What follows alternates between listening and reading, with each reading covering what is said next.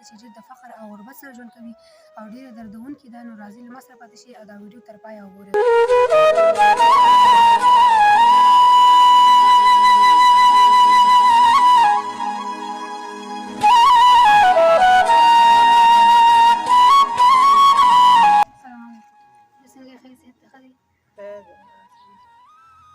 ورځنه موږ دلته راغلو، تاسو د کورنۍ پته موږ ته چا راکړه. موږ دلته راغلو چې ستاسو غږ تر هغه وروڼو ورسوو چې تاسو تاسې لاسنیوی وکړئ.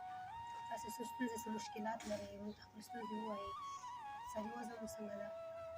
څنګه دا ده چې د خاوند مریض دی، شپږ میاشتې وشولې، هغه یوه میاشت کټ کې پروت دی او دوايي روپۍ نشته او د بدې ورځې په کټ کې پروت دی او د ټوچي واړه دی او هغه دی او نه روپۍ او نه رزق هغه نه چې په رشته دا واړه پیمنټ شي او ویې او کټ. ستاسو خاوند څه مریض دی؟ ملا یې ماته ده او پې کار نه کوي او په کټ د کور نو ګټې والا څوک نشته؟ نه هېڅوک نشته. هغه یو سړی و هغه مریض شو پرېوت او واړه بچي دي او کور دی او واړه مریضانان چې روپۍ نشته په خپله روپۍ نشته او بدې ورځې په کټ کې. روژان تاسو څه مشکلات لرئ؟ زرنګ لیدلی او ټکر هم کړی او ملا مې ماته ده. ملا مې ماته ده، اوس مې دا پنج هم کار نه کوي.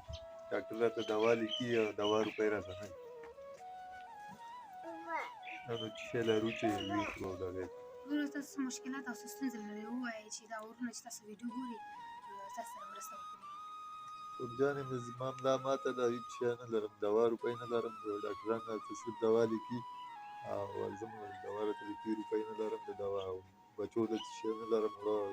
هېڅ رزق درک راته نشته او د کور سرپرست هم نور هېڅوک نه لرم. ګاونډیان څه او څه راوړي هغه خورو او بس ناست یو. ستاسو مرستیا څه ده؟ ما ټکر کړی او ملا مې ماته ده او اوس دا پنج مې کار نه کوي، پښې مې کار نه کوي. دوايي سره کار کوي او دوايي نه بغیر کار نه کوي.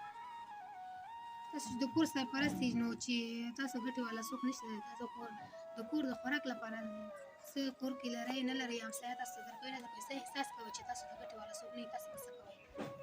بس ګاونډیان مونږ دغه کوي، دا بس الله هغه کوي او ګاونډیان بس او څه راوړي هغه خورو. څومره دردېږئ وروره تاسې؟ ډېر دردېږي،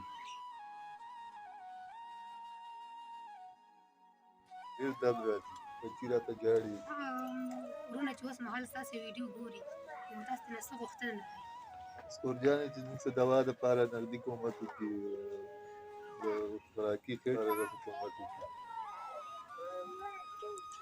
انشاءالله وروڼه تاسو دعاګانې کوئ، خامخا به هغه وروڼه چې اوس مهال داسې ویډیو ګوري تاسو به لاسنیوي کوي.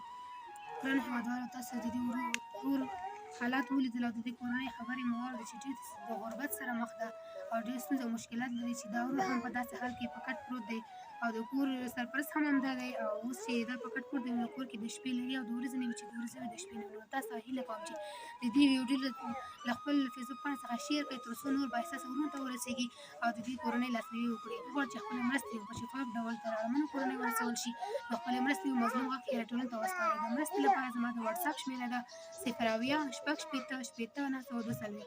نور مو وخت نه نیسم، الله مو مل، خدای پامان. بیا هم ستاسې د مرستې په هیله.